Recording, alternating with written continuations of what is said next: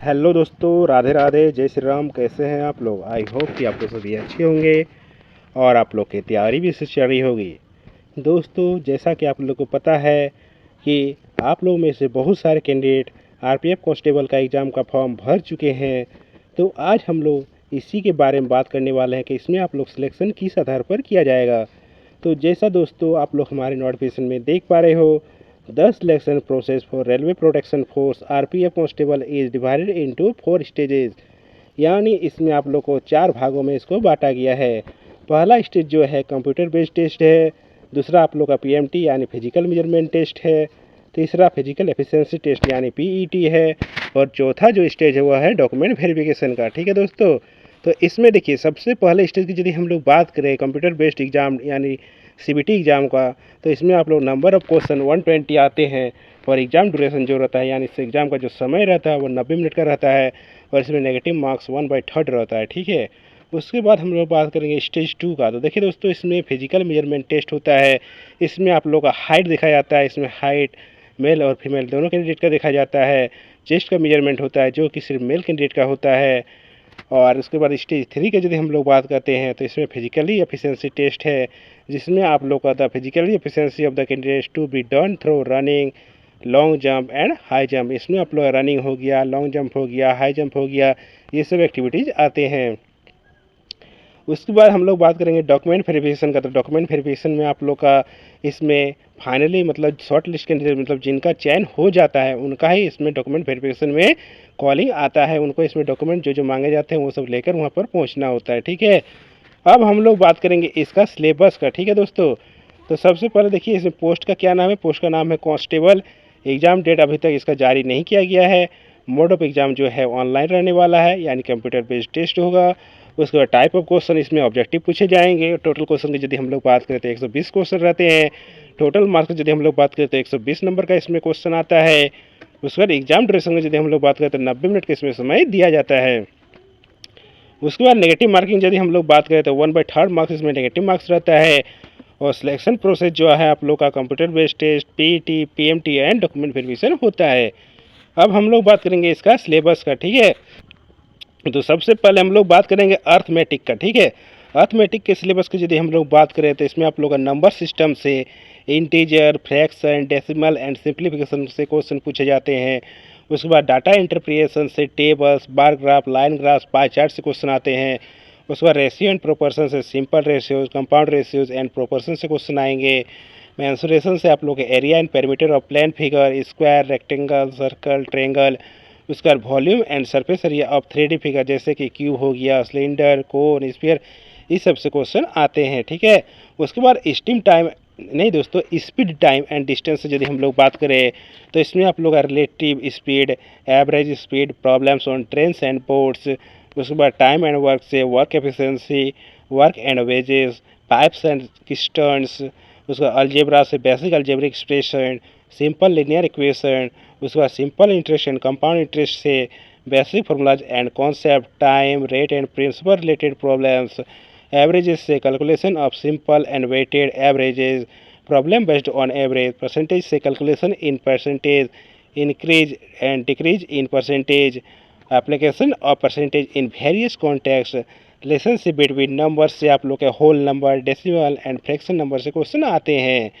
उसके बाद दोस्तों यदि हम लोग प्रॉफिट एंड लॉस का यदि हम लोग बात करें तो इसमें आप लोग cost price, selling price, profit and loss calculation, discount and market price, इस सबसे आप लोग के क्वेश्चन आते हैं। ठीक है, तो आप लोग मैथ में यदि तैयारी करना चाहो तो इस सब का अच्छे से तैयारी कर लेना। इसी सबसे आप लोग के क्वेश्चन पूछे जाएंगे अर्थमेटिक में। ठीक है, उसके बाद हम लोग बात करेंगे करंट अफेयर का। तो देखिए दोस्तों, इसमें करंट अफेयर में national and international events, sports, news, awards and honours, appointment, obituaries, important dates and days, ये सब क्वेश्चन आप लोग करंट अफेयर से आएंगे।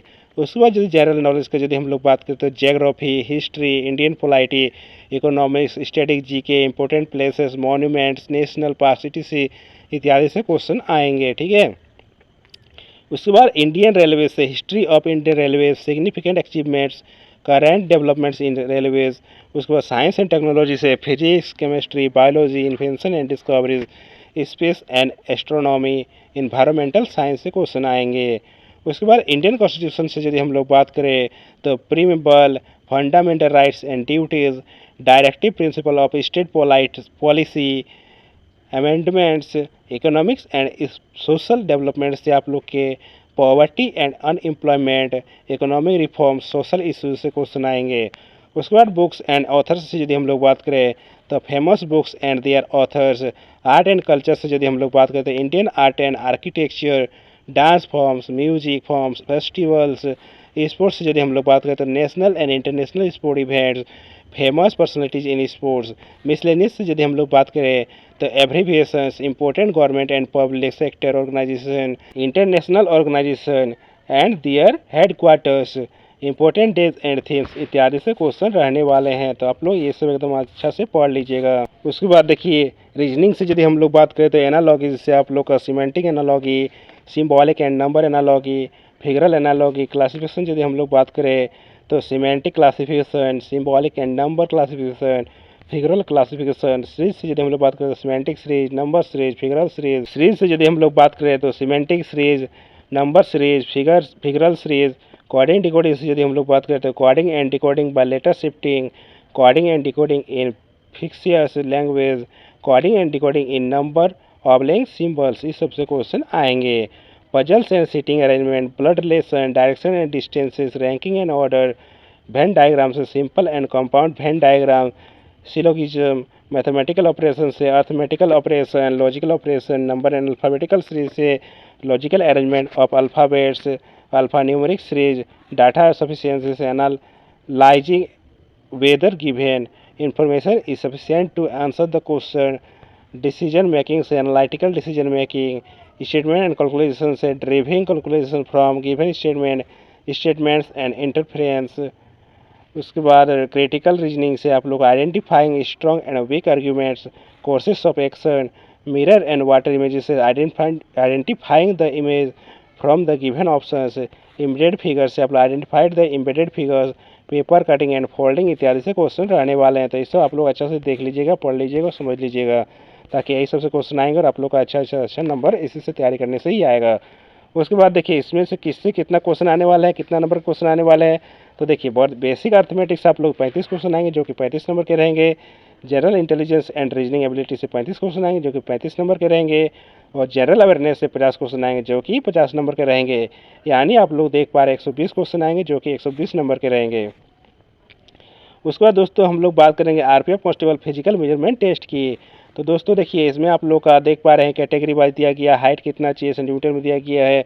लेकिन दोस्तों चेस्ट में जो होता है वह सिर्फ मेल कैंडिडेट का होता है और हाइट दोनों का ही इसमें मेजरमेंट किया जाता है, मेल और फीमेल दोनों का ही। तो यूआर ओबीसी का यदि हम लोग बात करें तो मेल कैटेगरी का हाइट जो होगा वो 165 सेंटीमीटर होना चाहिए, फीमेल का हाइट 157 सेंटीमीटर होना चाहिए।